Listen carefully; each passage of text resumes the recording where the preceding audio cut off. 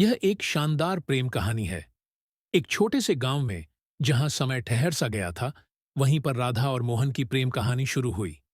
राधा गांव के प्रधान की बेटी थी, सुंदर, सरल और बहुत ही नटखट। वहीं मोहन एक गरीब किसान का बेटा था, लेकिन उसकी मेहनत और ईमानदारी ने उसे गांव के सबसे आदरणीय युवकों में से एक बना दिया था।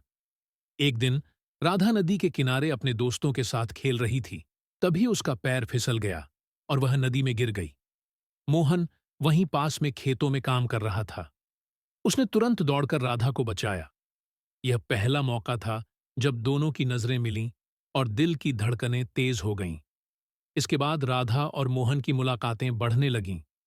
वे अक्सर गांव के मंदिर के पास मिलने लगे, जहां वे अपनी छोटी छोटी खुशियां बांटते और जीवन के बड़े सपनों की बातें करते।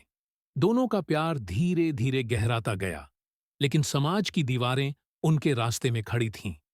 राधा के पिता ने जब उनकी प्रेम कहानी के बारे में सुना, तो वे बहुत नाराज हुए।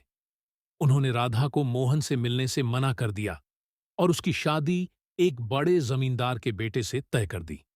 राधा और मोहन के लिए यह बहुत बड़ा सदमा था। मोहन ने हार नहीं मानी।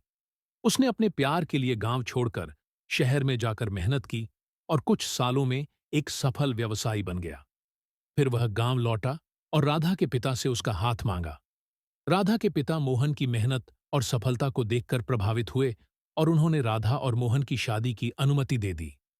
राधा और मोहन की शादी धूमधाम से हुई और वे खुशी खुशी अपने जीवन की नई शुरुआत करने लगे।